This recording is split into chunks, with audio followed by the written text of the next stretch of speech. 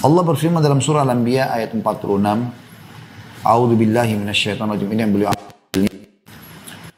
massathum nafkhatun min adabi rabbika la yaqulunna ya wailana inna kunna zalimin. Dan sungguhnya jika mereka ditimpa sedikit saja dari adab Rabbmu, pastilah mereka akan berkata, aduhai celakalah kami, bahwasanya kami adalah orang-orang yang menganiaya diri sendiri. Jadi ini sedikit saja Allah kasih, sudah cukup. Mirip seperti ini kalau di dunia. Ada orang 1 tahun nih, 365 hari sehat, gak ada gangguan apa-apa. Pas hari-hari pertama tahun kedua, atau tahun depannya, Allah uji dia dengan demam.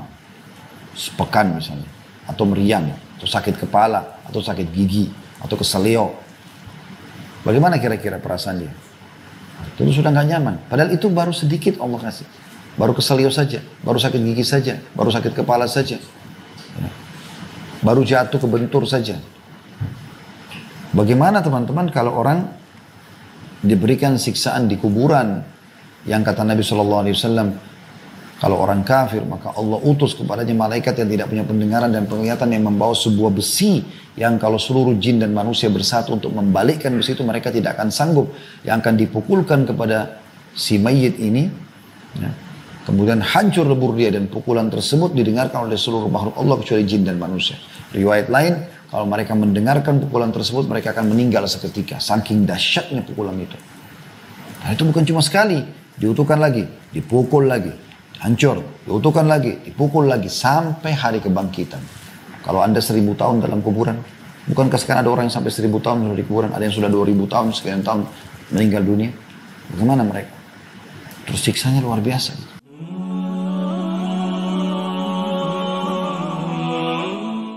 Kita akan masuk teman-teman sekalian ke bab ke-12, masalah ahli neraka yang paling ringan azabnya. Dan ini ada sebabnya, kenapa Nabi SAW sebutkan orang yang paling ringan azabnya. Artinya kalau yang paling ringan saja seperti ini, bagaimana dengan orang yang paling berat? Atau orang yang di atasnya. Ini aja paling ringan. Ya, supaya menggambarkan bagaimana beratnya orang yang di atas ini siksaannya. Demikian juga pada saat menjelaskan masalah surga, Nabi SAW menjelaskan orang yang paling rendah derajatnya di surga. Sehingga punya gambaran, oh yang paling rendah aja seperti ini. Bagaimana dengan orang yang tertinggi derajatnya atau di atas daripada itu.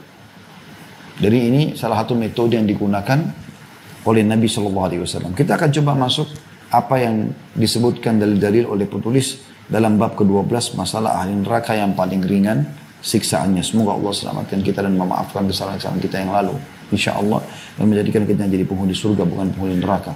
Allahumma amin. Beliau tulis di situ ada angka 30 bagi yang pegang bukunya, maksudnya hadis urutan 30 dari awal kita belajar, ya. Kalau dari awal belajar buku ini ya, tapi di sini tentunya kita mempelajari dari pertengahannya, karena kita belajar di sini tentang neraka saja. Sementara buku ini ada membahas juga tentang masalah surga. Ya. Mohon maaf, ini memang hadis ya ke-30 dari bab neraka saja. Saya pastikan barusan, ya, memang di bab nomor 1 memang membahas juga hadis nomor 1. Berarti berbeda dengan bahasan masalah surga. Mohon maaf saya keliru tadi. Jadi hadis 30 memang dari awal kita belajar masalah neraka ini. Berbunyi An-Nu'man bin Bashir radhiyallahu anhuma. Nu'man sahabat dan Bashir sahabat. Makanya kita mengatakan radhiyallahu anhuma. Beliau mengatakan, aku mendengar Rasulullah sallallahu alaihi wasallam bersabda, "Inna ahwana ahlin nari adzaban yaumal qiyamati la rajulun tudau fi akhmasi qadamaihi jamrah yagli minha dimaguhu." Artinya, penghuni neraka yang paling ringan azabnya pada hari kiamat ialah, gimana bentuknya? Seseorang yang pada telapak atau tengah telapak kakinya, ya, tengah telapak kaki kita yang agak cekung, itu ditaruh, ya, diletakkan sebuah barah yang mendidihkan otaknya. Jadi kita bisa bayangkan teman-teman sekalian seperti apa bara ini. Ya, kalaupun bara kita taruh di kaki seseorang, maka mungkin dia melalui proses memanasi dulu kulitnya, kemudian hangus kulitnya, kemudian mungkin dagingnya, itu pun kemungkinan besar baranya akan mati, gitu kan. Tapi ini subhanallah berbeda, di neraka berbeda. Begitu satu batu bara yang ditaruh di tengah-tengah telapak kaki, spontanitas pada saat itu mendidih otaknya. Jadi ini bentuk siksaan yang luar biasa. Hadis ini hadis sahih riwayat Bukhari di jilid 11 halaman 417 dan Muslim jilid 3 halaman 85. Juga hadis selanjutnya 31, Abu Sa'id al-Khudri radhiyallahu anhu meriwayatkan sabda Rasulullah SAW, "Inna adna an-nari adaban yanta'ilu bina'laini min nari yagli dimaguhu min hararatin alaihi." Ahli neraka yang paling rendah siksanya adalah yang dipakaikan sepasang sandal. Kalau tadi riwayat pertama sebuah batu bara, ya. Kalau ini sandal dipakaikan di kakinya dari api. Sandalnya dari api yang membuat otaknya mendidih karena panasnya kedua sandal tersebut. Hadis riwayat Muslim jilid 3 halaman 85. Jadi hadis ini luar biasa sebenarnya, memberikan gambaran kepada kita bagaimana beratnya siksaan tersebut. Saya berharap teman-teman tidak berpikir seperti sebagian orang. Jadi ada dua hal yang saya lihat ini melalaikan. Yang pertama itu mereka tidak mau tahu masalah hadis-hadis seperti ini dan menganggap ini nggak mungkin, gitu kan? Ini kebodohan. Karena ini pasti terjadi. Ini ancaman Allah Subhanahu Wa Taala.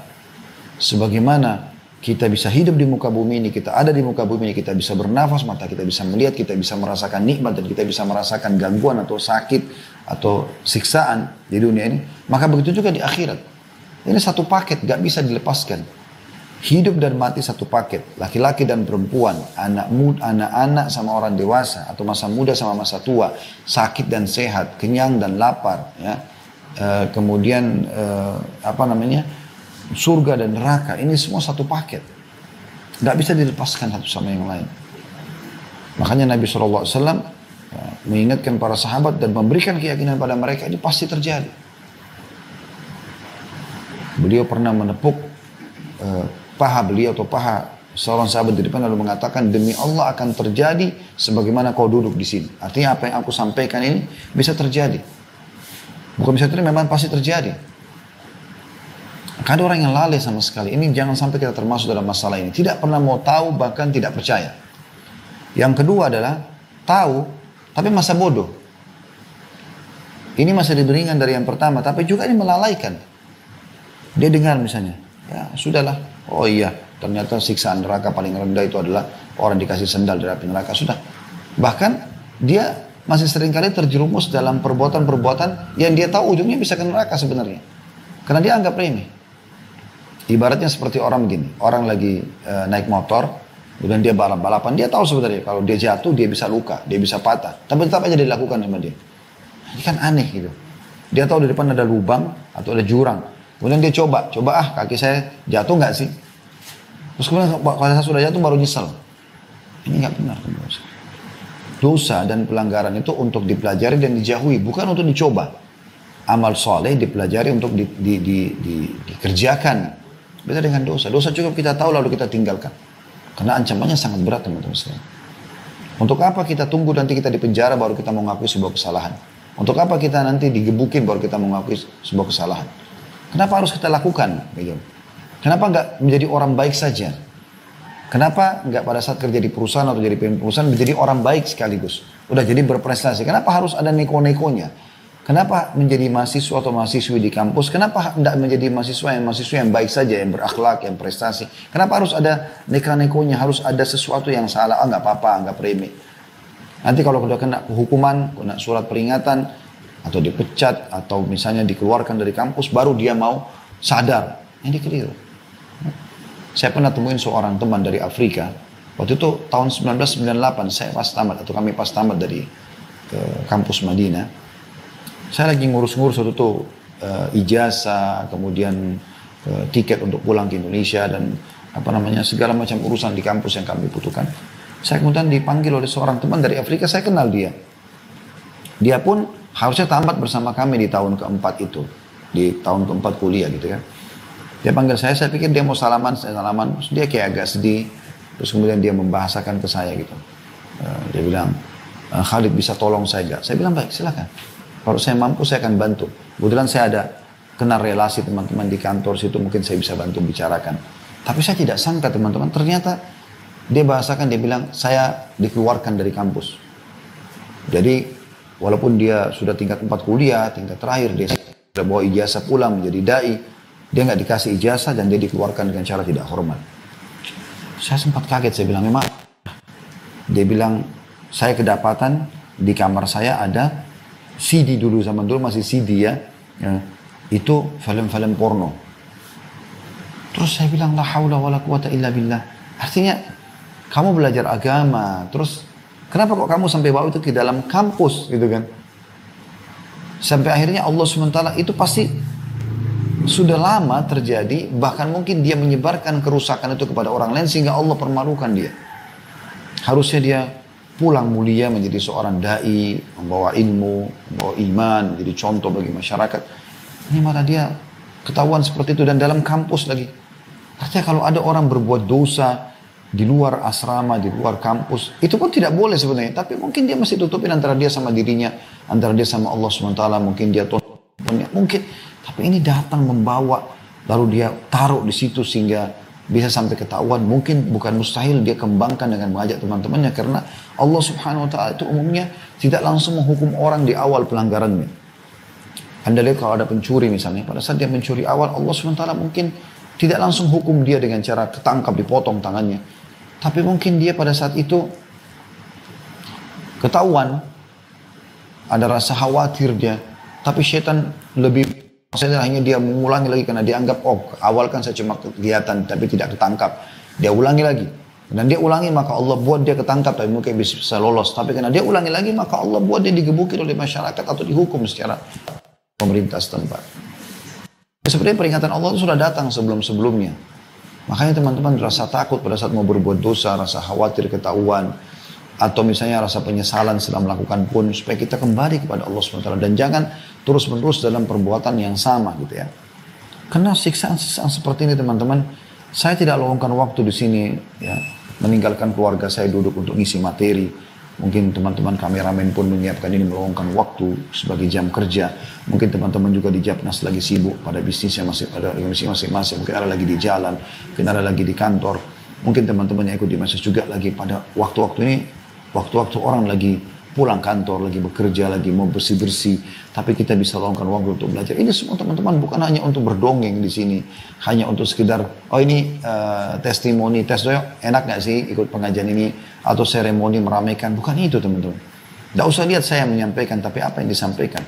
Saya pun mengambil pelajaran dari apa yang saya sampaikan ini teman-teman sekalian. Tapi setiap peringatan datang dari Allah SWT, Allah memudahkan dari lisan seseorang. Mungkin orang itu seorang ustadz atau mungkin seorang teman kita, bahkan mungkin kadang-kadang dari anak kita keluar peringatan tersebut, atau mungkin dari pasangan kita. Kita tinggal lihat apakah yang disampaikan benar atau salah. Kalau benar maka kita terima. Seperti itulah. Jadi ini jangan hanya lewat begitu saja dalilnya, sayang sekali. Betul teman-teman, kalau kita bayangkan sendal dari api, kemudian kita dipaksa pakai, mau nggak mau kita nggak bisa, karena di neraka itu orang nggak bisa punya pilihan, harus ikut. Dibelenggu, ya, lehernya dibelenggu, kemudian kakinya dibelenggu, lalu apapun yang akan datang sisa badannya dia tidak bisa nolak. Kita sudah jelaskan di makanan dan minuman ahli neraka bagaimana mereka dipaksa minum darah dan nanah, air mendidih, mereka nggak bisa nolak, mulut mereka terbuka sendiri, dituangkan. Beratnya itu teman-teman. Kalau paksa di dunia kita masih bisa nolak segala macam, walaupun mungkin sampai kita dipaksa lama baru bisa. Di neraka nggak begitu, mulutnya terbuka sendiri, uang mau nggak mau azab tersebut. Sama dengan digunakan 2 sandal dari api neraka ini, mau nggak mau tak itu langsung mendidih otaknya. Ini bukan main-main teman-teman. Anda pernah rasakan demam, Anda pernah rasakan meriang, itu masih sebagian kecil dibandingkan apa yang sedang dibahas ini. Otaknya mendidih, tapi dalam kondisi tidak mati teman-teman sekalian. Makanya Allah Subhanahu Wa Taala menjelaskan dalam Al-Quran, la yadzuqunal mauta illa mautatal ula. Mereka tidak akan merasakan kematian kecuali kematian yang satu saja. Dan ahli neraka, yang pada saat kita meninggalkan dunia menuju ke alam barzah ya, dan ahli neraka itu teman-teman berharap mereka bisa mati di neraka, tapi tidak bisa. Mereka berharap, dan Allah kekalkan dalam firman-Nya tentang perkataan mereka, ya laitaha kanatil qadiyah. Mereka berharap mati itu yang pertama di dunia sudah cukup, tidak ada pembangkitan lagi. Tapi ternyata nggak seperti itu. Justru kematian pintu yang akan menuju kepada kehidupan abadi. Apakah nikmat di surga dan semoga kita termasuk insya Allah dalamnya, atau neraka yang abadi bagi orang kafir, musyrik, orang munafik selamanya dalam siksaan. Ini luar biasa. Di penjara saja teman-teman sekalian, penjara dunia, orang masuk dalam penjara, ditahan sama pintu besi, digembok, nama kita disebut-sebut orang, kita duduk di situ susah, jauh dari keluarga, jauh dari anak, jauh dari pekerjaan, jauh dari udara segar. Pakaian susah juga, pakaian bekas, kita harus pakai baju tahanan, kemudian kalau cuci baju sendiri, makan juga pas-pasan, dapat ya ada apa dihidangkan harus kita makan. Ini semua kenapa? Kenapa membuat pelanggaran kan? Hanya masuk semua itu. Itu saya begitu. Di akhirat lebih berat daripada itu loh teman-teman sekalian. Kalau dunia saja Anda harus engah, cerdas. Oh penjara nggak enak loh. Supaya jangan masuk ke sana dan jangan buat perbuatan yang bisa mengarah ke sana. Selesai. Apalagi neraka yang lebih berat daripada itu. Jadi nggak perlu. Kecuali saya pernah bahasakan teman-teman, orang beriman ini, orang soleh ini susah hidupnya. Jadi diberikan hawa nafsu makan tapi nggak boleh makan daging, nggak boleh makan yang manis-manis, nggak boleh semua. Pokoknya orang beriman harus mati kelaparan. Mungkin Anda wajar tidak jadi orang beriman. Nggak, kok disuruh boleh makan, tapi yang penting halal. Dan semua yang halal nikmati, banyak makanan halal, yang haram sedikit kok. Kan begitu. Kita diberikan hawa nafsu biologis karena dengan itu populasi manusia ada. Tapi Allah kan kasih kita menikah. Silahkan mau punya keturunan banyak, pahalanya banyak, biologis berulang-ulang, pahalanya banyak. Terus zinanya gitu kan. Semua teman-teman sekalian adalah jelas gambarnya dalam syariat kita dan harusnya kita ikuti. Tentu kita mohon kepada Allah SWT kalau ada yang pernah melakukannya di masa lalu, Allah maafkan. Kita selalu saling mendoakan agar Allah SWT maafkan, bersihkan, dan Allah ganti dosa kita menjadi pahala. Sehingga mulai detik ini ke depannya kita menjadi orang lebih baik dari sebelumnya. Dan jangan sekali lagi dianggap remeh hal-hal yang seperti ini teman-teman sekalian.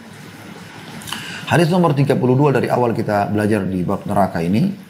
Selanjutnya adalah hadis Nu'man bin Bashir radhiyallahu anhu, beliau menuturkan, ahli neraka yang paling ringan azabnya adalah yang mendapatkan sepasang sandal dan 2 tali sandal terbuat dari api yang membuat otaknya mendidih sebagaimana periuk mendidih. Ia tidak melihat bahwa ada seorang pun yang lebih keras siksanya darinya, padahal sesungguhnya ia adalah orang yang paling ringan azabnya. Hadis ini riwayat Muslim, jadi 3 halaman 86. Jadi ini penyampaian lebih rinci lagi dari sahabat Nabi yang mulia Nu'man bin Bashir radhiyallahu anhu, dia dan ayahnya sahabat. Di sini lebih dirincikan bahwasanya yang diberikan adalah sandal, dan zaman dulu tuh sandal itu terdiri dari kulit yang keras, ya, bagian bawah, kemudian sisanya itu dililit dengan tali sampai ke betis, ya. Makanya di sini dibahasakan sandal dan talinya, gitu kan. Sekarang kan sudah banyak sandal yang mungkin sepatu dan segala macam, ya. Atau kita biasa bahasakan sepatu sandal, bisa tunda, itu semua tetap saja bisa bermakna yang sama. Artinya dia akan diberikan intinya alas kaki, yang alas kakinya itu akan membakar otaknya. Dan perhatikan di sini kata beliau, ya, dan dia pada saat disiksa karena otaknya mendidih seperti periuk, ya, panasnya dan sakitnya luar biasa, ya. Kita sakit kepala saja sudah luar biasa sakitnya, bagaimana dengan otak yang mendidih. Dan dia karena sakitnya di sini dikatakan dia mengira dirinya adalah orang ahli neraka yang paling berat siksanya, padahal itu yang paling ringan. Bagaimana orang yang level setelahnya mungkin ditempelkan, ya, lempengan api di tubuhnya sehingga kulitnya disetrika seperti dalam ayat Al-Quran yang disebutkan, dahinya, punggungnya itu ditempelkan dengan lempengan api yang panas. Ada sisi yang lain banyak sekali pukulan-pukulan yang menggunakan besi-besi, ya. Nanti akan ada banyak, setelah ini ada bab 13 tentang tingkatan-tingkatan azab. Memang akan ada tingkatan-tingkatan, level-levelnya diberikan sesuai dengan kadar perbuatan dan pelanggaran-pelanggaran mereka. Tapi ini yang paling ringan. Salah satu orang yang disiksa dengan pola ini adalah paman Nabi SAW sendiri, yaitu Abu Talib. Orang yang sempat didakwahi oleh Nabi SAW sekian tahun, tapi belum mau ikut ajaran beliau walaupun beliau membela Nabi SAW. Kemudian di akhir hidupnya tidak mau mengucapkan syahadat untuk masuk Islam. Dinukil oleh ponakan Abu Talib sendiri, Ibnu Abbas, Abdullah bin Abbas, radhiyallahu anhu, Abbas saudaranya Abu Talib, meriwayatkan sabda Rasulullah SAW, ahwanu ahlin nari azaban Abu Talibin wa huwa munta'ilun bina'laini yagli minhuma dimagu. Ahli neraka yang paling ringan azabnya adalah Abu Talib, paman Nabi SAW. Ia dipakaikan sepasang sandal yang membuat otaknya mendidih. Hadis sahih riwayat Muslim, jilid 3 halaman 85. Dan ini menandakan teman-teman sekalian, walaupun orang punya hubungan kekerabatan dengan Nabi SAW, kalau dia tidak beriman kepada Allah, maka tidak akan bermanfaat hal tersebut. Makanya Nabi SAW pernah naik ke Bukit Abi Kubais, kemudian mendakwahi orang-orang Quraisy, mendakwahi mereka baik yang punya hubungan kekerabatan jauh ataupun dekat. Beliau panggil mereka, wahai Bani Adi, ya. Wahai dipanggil wahai Bani Hashim, wahai Bani Muttalib. Kemudian beliau memanggil wahai Fatimah. Jadi yang umum juga dipanggil, yang terdekat juga dipanggil. Untuk selamatkan kalian dari api neraka. Karena aku tidak bisa menolong kalian. Aku hanya menyambung hubungan dengan kalian yang telah Allah bukakan maksudnya kekerabatan. Kalau kalian tidak beramal, maka tidak akan pernah bisa aku menolongnya. Jadi harus hati-hati teman-teman sekalian. Kalau ada keturunan Nabi SAW yang menjaga ibadahnya kepada Allah, tentu lebih mulia di sisi Allah SWT. Jelas karena punya hubungan kekerabatan dengan Nabi SAW. Tapi kalau ada di antara mereka yang lalai, maka tidak akan pernah luput juga dari azab Allah kalau mereka kufur kepada Allah Subhanahu wa Ta'ala, ataupun melakukan pelanggaran yang melampaui besar, ya, atau sangat besar sehingga ia membuat dia tidak bisa terselamatkan. Kita lanjutkan dengan bab ke-13, masalah tingkatan-tingkatan azab. Seperti apa sih Allah SWT menggambarkan tentang adanya beberapa tingkatan siksaan. Penulis mengangkat dalil pertama surah Shad ayat 61 yang berbunyi, a'udzubillahi minasyaitonirrajim. Qalu rabbana man qaddama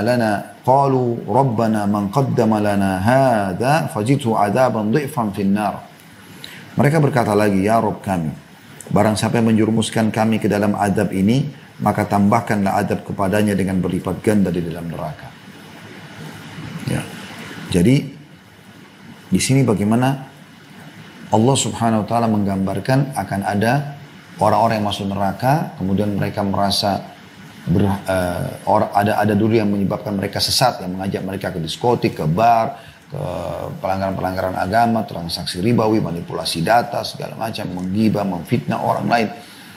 Dia durhaka sama orang tua lah, apalah segala macam pelanggaran agama yang dilakukan. Maka ada yang mengajak mereka minta agar azab Allah lipat gandakan kepada orang-orang yang mengajak mereka itu. Nah, ini menandakan berarti akan ada level-level perbedaan ya. Lebih dijelaskan dalam hadis Nabi SAW. Ada angka 34, artinya hadis urutan 34 dari awal kita belajar masalah neraka ini. Semoga Allah selamatkan kita. Bunyinya dari Samurah bin Jundab radhiyallahu anhu meriwayatkan sabda Nabi SAW, minhum man ta'khuduhu an-naru ila ka'baihi, wa minhum man ta'khuduhu an-naru ila rukbatayhi, wa minhum man ta'khuduhu an-naru ila hujzatihi, wa minhum man ta'khuduhu ila unukihi, wa minhum man ta'khuduhu an-naru ila tarquwatihi. Di antara mereka ada yang direnggut api hingga kedua mata kakinya. Ada yang direnggut api hingga lututnya. Ada yang direnggut api hingga pusarnya. Ada yang direnggut api hingga lehernya. Dan ada pula direnggut api hingga kerongkongannya. Hadis riwayat Muslim, jilid 7, halaman 180. Dan ini hadis yang diangkat oleh beliau, sebuah hadis yang menjelaskan tentang adanya tingkatan-tingkatan siksaan tergantung kadar pelanggaran dia. Ada yang cuma sampai mata kakinya, tapi itu pun sudah sakit karena terbakar dan membuat dirinya semua kena siksaan. Ada yang lebih tinggi daripada itu sampai ke lututnya, ada yang sampai ke kerongkongannya ya. Ini pusarnya, ada yang sampai kerongkongannya lebih tinggi lagi, makanya lebih tersiksa. Wa na'udzubillah. Intinya teman-teman, siksaan yang paling ringan pun sudah sangat berat buat kita, apalagi kalau sampai siksaannya sampai ke seluruh tubuh. Dan ingat ya, di neraka nggak ada kematian. Sehingga seseorang disiksa merasakan sakitnya siksaan tersebut sementara disiksa.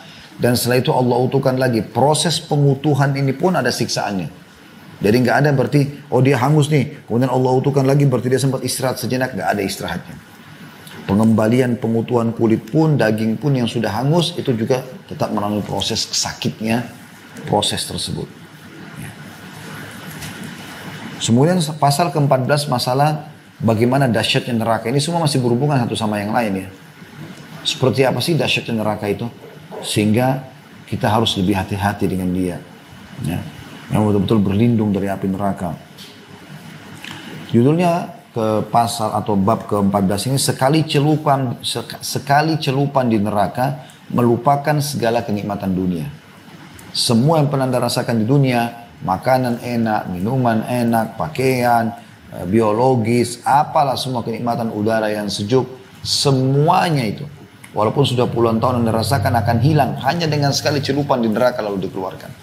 Begitu dahsyatnya siksaan di neraka. Bagaimana dengan orang yang dihukum sehari, sebulan, setahun, 100 tahun, 1000 tahun? Bagaimana dengan orang-orang kafir, munafik, musyrik yang kekal di dalamnya? Wa na'udzubillah. Allah berfirman dalam surah Al-Anbiya ayat 46. A'udzu billahi minasyaitonir rajim. Ini yang beliau massathum nafkhatun min adabi rabbika la yaqulunna ya wailana inna kunna zalimin. Dan sungguhnya jika mereka ditimpa sedikit saja dari adab Rabbmu, pastilah mereka akan berkata, aduhai celakalah kami, bahwasanya kami adalah orang-orang yang menganiaya diri sendiri. Dari ini sedikit saja Allah kasih sudah cukup. Mirip seperti ini kalau di dunia. Ada orang 1 tahun nih, 365 hari sehat, gak ada gangguan apa-apa. Pas hari-hari pertama tahun kedua, atau tahun depannya, Allah uji dia dengan demam. Sepekan misalnya, atau meriang, atau sakit kepala, atau sakit gigi, atau keselio. Bagaimana kira-kira perasaan dia? Itu sudah gak nyaman. Padahal itu baru sedikit Allah kasih. Baru keselio saja, baru sakit gigi saja, baru sakit kepala saja. Baru jatuh kebentur saja. Bagaimana teman-teman kalau orang diberikan siksaan di kuburan, yang kata Nabi SAW, kalau orang kafir maka Allah utus kepadanya malaikat yang tidak punya pendengaran dan penglihatan, yang membawa sebuah besi yang kalau seluruh jin dan manusia bersatu untuk membalikkan besi itu mereka tidak akan sanggup, yang akan dipukulkan kepada si mayit ini, ya. Kemudian hancur lebur dia, dan pukulan tersebut didengarkan oleh seluruh makhluk Allah kecuali jin dan manusia. Riwayat lain, kalau mereka mendengarkan pukulan tersebut, mereka akan meninggal seketika. Saking dahsyatnya pukulan itu. Nah itu bukan cuma sekali, diutuhkan lagi, dipukul lagi, hancur, diutuhkan lagi, dipukul lagi, sampai hari kebangkitan. Kalau Anda 1000 tahun dalam kuburan, bukankah sekarang ada orang yang sampai 1000 tahun di kuburan, ada yang sudah 2000 tahun, sekian tahun meninggal dunia? Bagaimana mereka? Terus siksanya luar biasa. Ya. Hadis yang menjelaskan masalah ayat ini, surah Al-Anbiya ayat 46, adalah hadis 35 dari awal kita belajar. Bunyinya dari Anas radhiyallahu anhu meriwayatkan sabda Nabi SAW, dihadapkan orang yang paling merasakan kenikmatan di dunia dari ahli neraka. Dan hari kiamat akan didatangkan siapa yang paling nikmat di dunia ini. Para raja, para presiden, para menteri, para pejabat, para orang-orang yang kaya raya, yang memang selama hidupnya bahagia. Misalnya di dunia ini dia terpenuhi menurut dia secara materi segala macam. Tapi dia termasuk ahli neraka, dari orang-orang kafir, orang-orang fasik yang banyak dosanya, didatangkan pada hari kiamat nanti. Apa yang terjadi? Lalu ia dicelupkan di neraka sekali celup. Saya tahu celup. Hanya ditaruh, dikeluarkan. Kemudian ditanyakan kepadanya setelah itu, wahai anak Adam, apakah kamu melihat suatu kebaikan pun?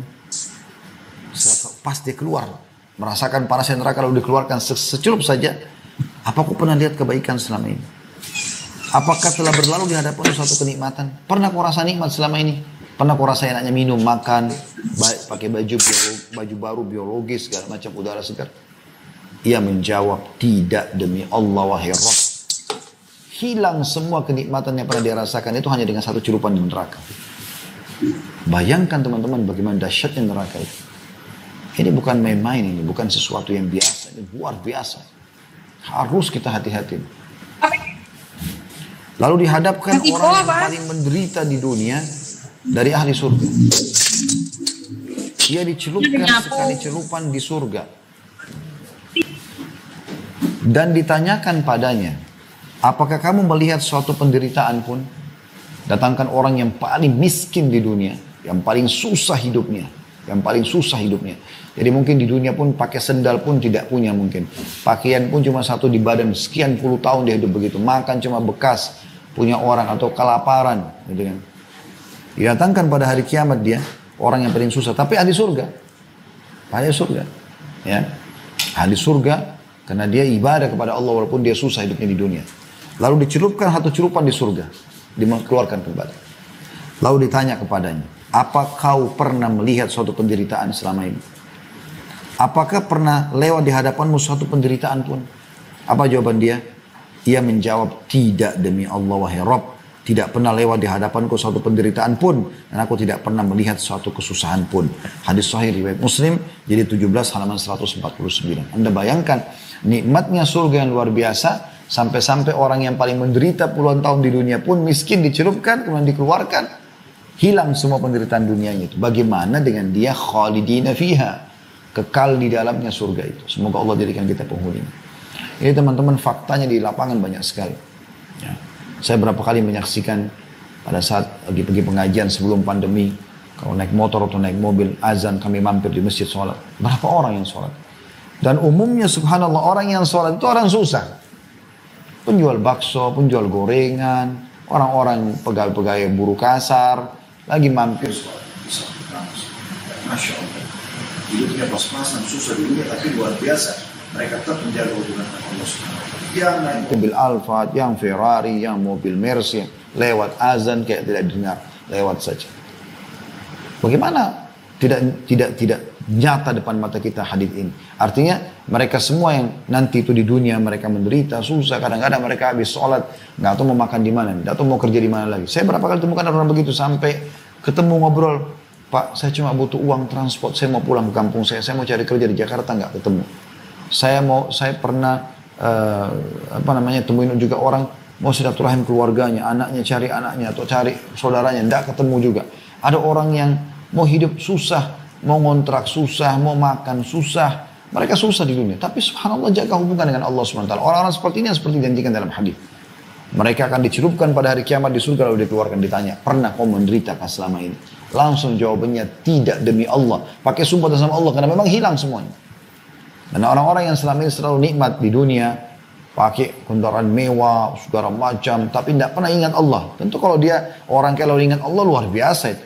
Allah SWT sudah berikan dia puncak nikmatnya. Ya, teman-teman di Japnas ini sudah Allah bukain jaringan bisnisnya dan segala macam. Ya, Anda sudah punya mobil mewah, sudah punya rumah bagus. Jangan haramkan diri dari sholat di masjid dekat rumah. Bangun masjid di komplek Anda. Sholat, bangun masjid, ajak orang lain beribadah, bagi-bagi Al-Quran, sedekah kepada orang-orang miskin, bagi pakaian. Sekarang lagi banyak banjir, longsor, bantu mereka.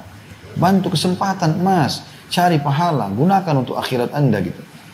Karena nanti orang-orang yang lalai dari orang-orang kaya ini, orang-orang ahli neraka, didatangkan hari kiamat. Oh, di sini dikatakan orang yang paling besar nikmatnya. Dari lahir, udah di istana, udah di rumah besar. Dari lahir sudah pakai mobil, gitu kan.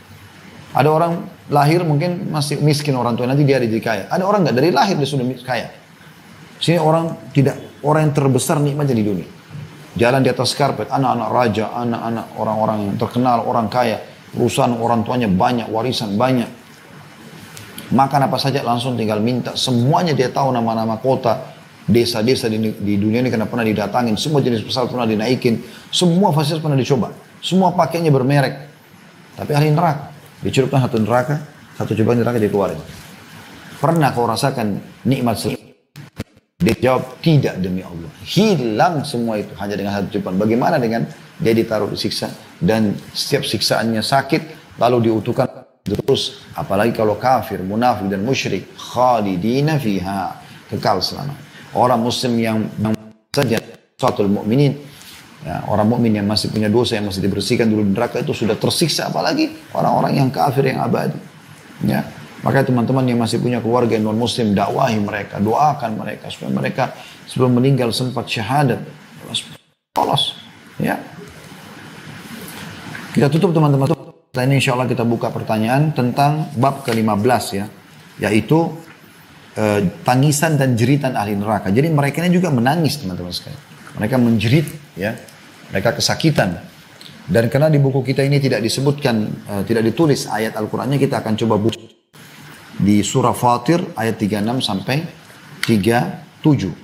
A'udzubillahi minasyaitonirrajim, bunyinya, "Walladzina kafaru lahum naru jahannam la yuqda alaihim fayamutu wa la yukhaffafu anhum min adzabiha.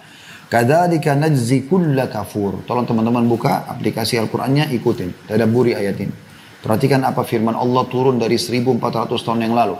Dan akan kekal ditelawakan orang beriman dan pasti benar sampai hari kiamat nanti.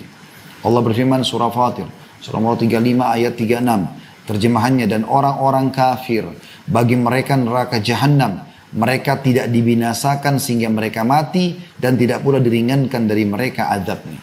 Jadi mereka tidak akan pernah mati selamanya dalam siksaan tersebut. Tidak kenal waktu. Kalau kita di dunia, waktu dunia, pagi, siang, sore, malam, semua siksaan. Semuanya azab. Tidak akan pernah dia lihat nikmat sedikit pun. Wa na'udzubillah. Jadi mereka tidak binasa, karena orang mati kan kalau orang digebukin, sakit. Pada saat dia mati, orang sudah tinggalkan, karena orang tahu tidak akan rasa sakit. Tapi ini nggak ada.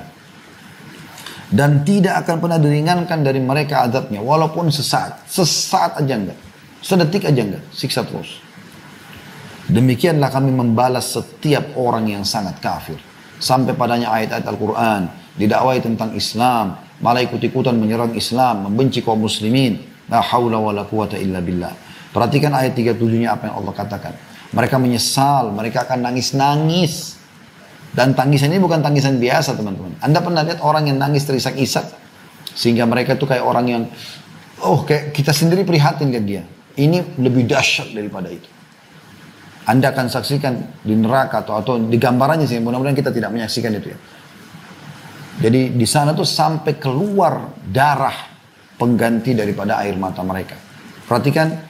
Kita akan baca nanti tafsirnya dari dalam hadis Fatir ayat 36, tapi kita baca dulu ayat 37-nya ya. Bunyinya wahum yastarikhuna fiha rabbana akhrijna na'mal salihan ghairal ladzi kunna na'mal awalam nu'ammirkum ma yatadhakkaru fi man tadhakkara wa ja'akumun nadhir fadhuku fama lidh-dhalimina min nasir. Dan mereka berteriak-teriak di neraka itu sambil mereka berkata, ya Tuhan kami, Allah sudah kasih bocorannya teman-teman sekalian. Anda dengar dengan telinga Anda pada kesempatan ini.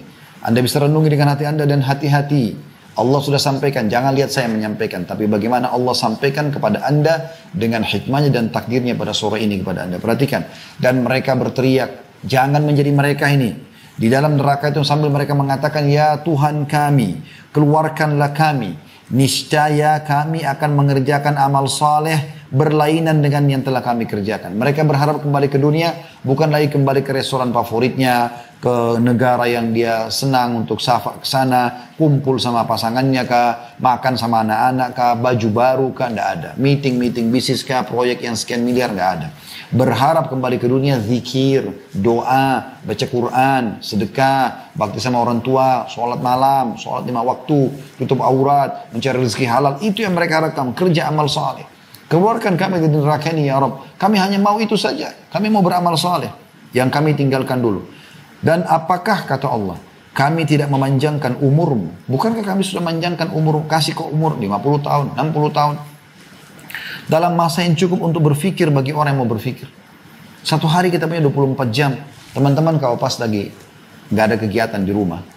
Satu hari full gak ada kegiatan di rumah. Duduk santai saja. Bukan kita rasa waktu lama. Paham, Allah sudah kasih umur.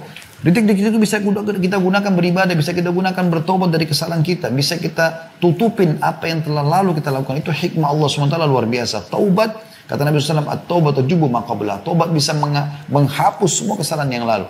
Berapa detik itu Anda bisa lakukan, Anda bisa maksimalkan. Allah mengatakan kami sudah kasih ke umur yang cukup. Sehari aja cukup.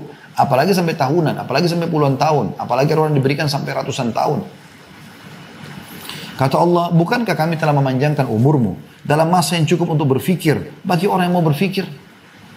Dan apakah tidak datang kepadamu pemberi peringatan? Belum pernah kau dengar ceramah? Belum pernah kau lihat orang Islam beribadah? Belum pernah kau lihat tetanggamu, saudaramu, pasanganmu? Belum pernah kau dengar peringatan? Ya. Sebagian ulama menafsirkan makna nadhir di sini peringatan adalah uban. Ada yang mengatakan demam atau segala macam penyakit. Siapa dari kita teman-teman yang belum beruban? Kalau sudah di atas 35 tahun, 40 tahun, biasa uban ada muncul. Mungkin ada yang sedikit, ada yang banyak. Peringatan itu kata ulama. Ini masuk dalam ayat. Bukan sudah datang peringatan. Bukankah sudah bertambah umur kita? Bukankah sudah lahirnya anak-anak kita teman-teman, itu adalah tanda-tanda kematian kita. Karena sudah ada generasi yang akan menggantikan kita. Sebagaimana dulu kita waktu kecil, juga sama peringatan bagi orang tua kita. Terus begitu ini kita akan meninggal dunia. Sehebat apapun Anda menjaga kesehatan, menjaga olahraga, menjaga makanan sehat, kalau saatnya mati pada satu dan semua ada pertanggungjawabannya. Allah mengatakan, bukan suratan peringatan padamu. Ya. Maka rasakanlah azab kami, dan tidak ada bagi orang-orang yang zalim seorang penolong pun. Ya.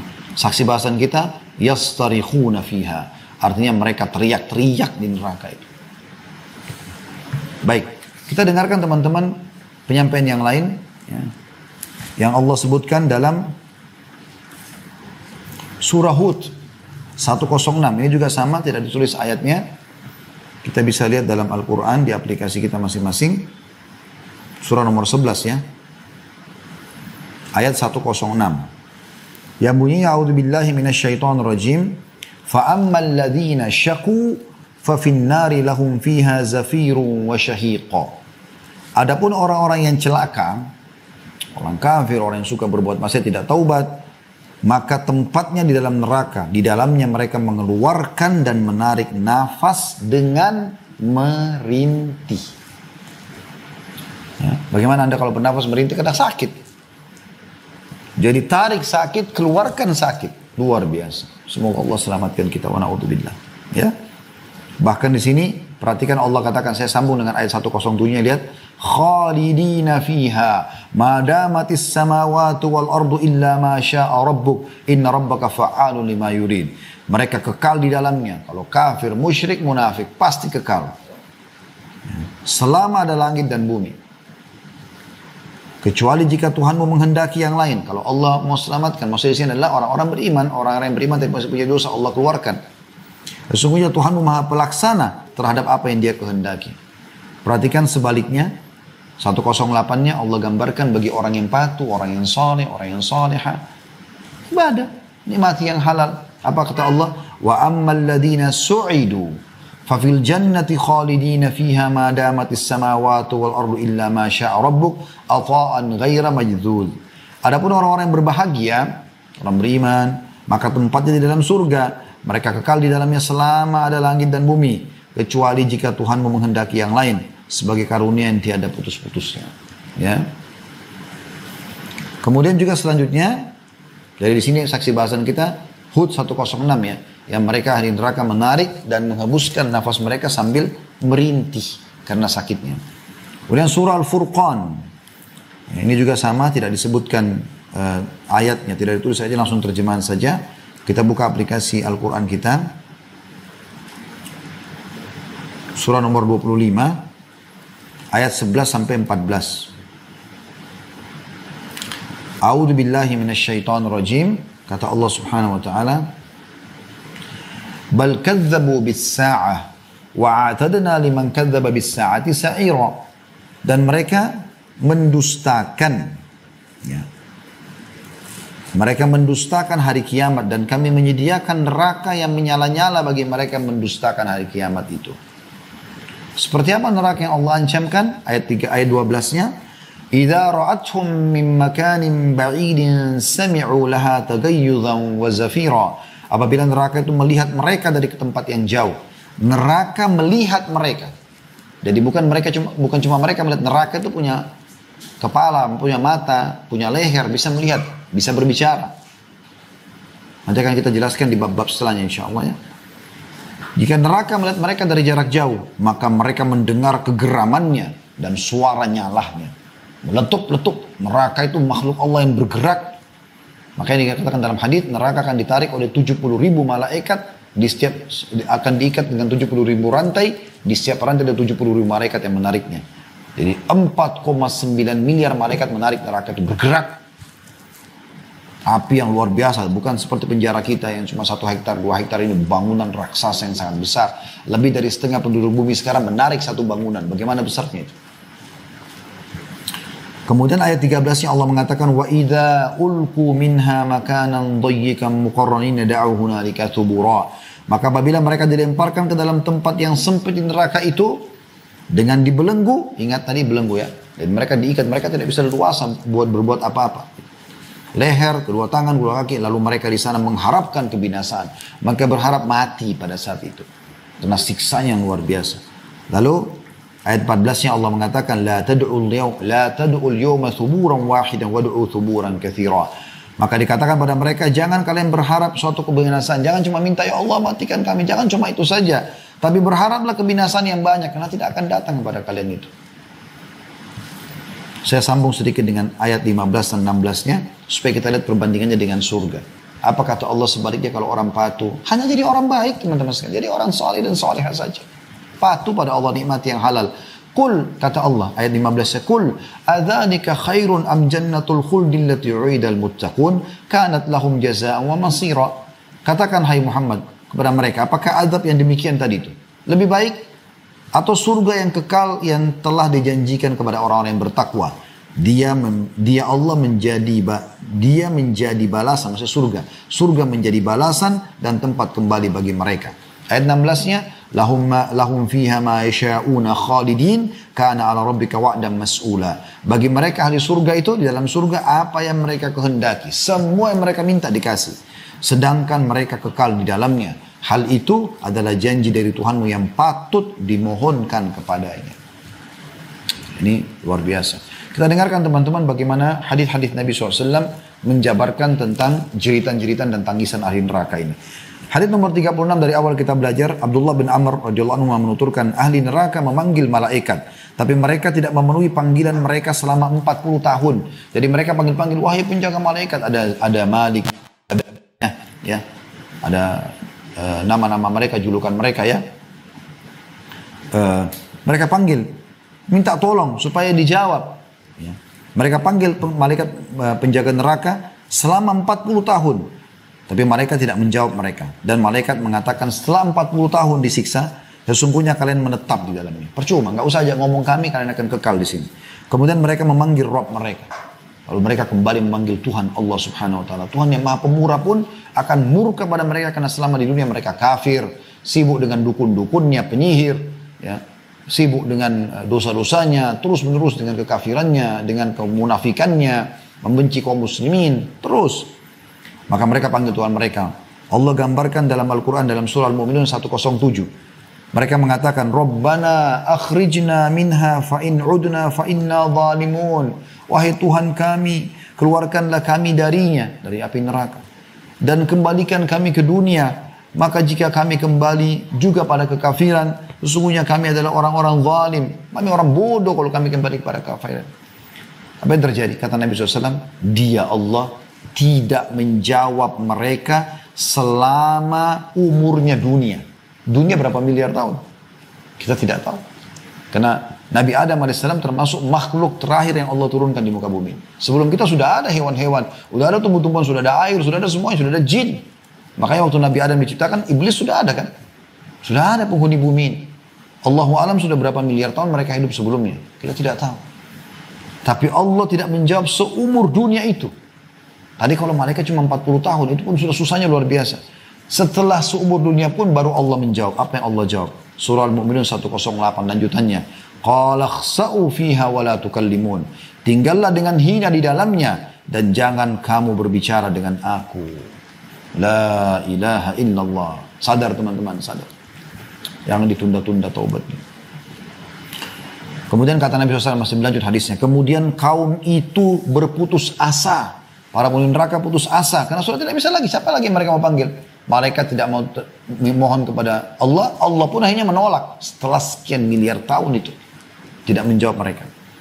Tidak ada yang bisa dilakukan kecuali mengeluarkan nafas dan menariknya dengan merintih. Suara mereka menyerupai suara keledai. Mula-mulanya mengeluarkan nafas dan akhirnya menarik dengan merintih. Hadis diriwayatkan At-Tabarani dan para perawinya semuanya hujjah dalam As-Sahih. Sebagaimana disebutkan Al-Mudhi dalam kitab Targhib di jilid 6 halaman 265. Artinya hadis ini hadis sahih. Ya. Bayangkan teman-teman, luar biasa ini. Renungi baik-baik. Jangan ilmu kita belajar lalu masuk keluar telinga kiri, keluar telinga kanan. Ini bahaya sekali. Ancamannya berat. Ya. Jadi orang baik. Cari yang halal. Selalu yang halal. Selalu yang baik. Selalu perintah Allah. Sibuk dari amal soleh ke amal soleh yang lain. Hadis 37 dari awal kita belajar masih berlanjut. Abdullah bin Qais radhiyallahu anhu meriwayatkan Rasulullah SAW bersabda, Inna ahlan nari la yabkun hatta law ujriyat sufunu fi dumu'ihim la jarat wa innahum la yabkuna dama, yakni makanad dam'i. Ahli neraka kata Nabi SAW benar-benar menangis. Menangis bukan bahagia, sedih. Sehingga seandainya perahu dijalankan pada air mata mereka, niscaya bisa berjalan. Sesungguhnya mereka menangis darah, yakni tempat keluarnya air mata.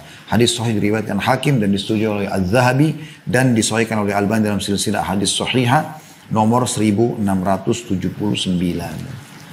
Dan ini akhir bahasan kita pada sore ini teman-teman sekalian. Intinya semoga Allah Subhanahu wa taala menyelamatkan kita dari siksa api neraka dan jangan dianggap remeh tentang masalah seperti ini karena ini adalah sesuatu yang berat tentunya ya.